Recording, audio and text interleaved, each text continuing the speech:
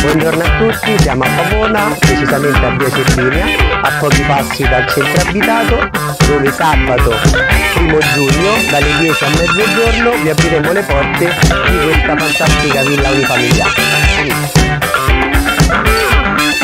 Come potete vedere e sentire soprattutto, è molto tranquilla, immersa nel verde, di 250 metri quadri su 700 metri di giardino.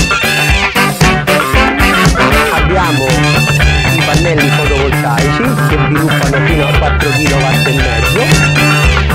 Dall'altra parte c'è una rampa per poter accedere con le macchine e parcheggiarne più di una. Non vi facciamo entrare perché altrimenti vi sveleremo tutto. Per chi di voi fosse interessato, vi aspettiamo il 1 giugno dalle 10 a mezzogiorno. Troverete noi dello staff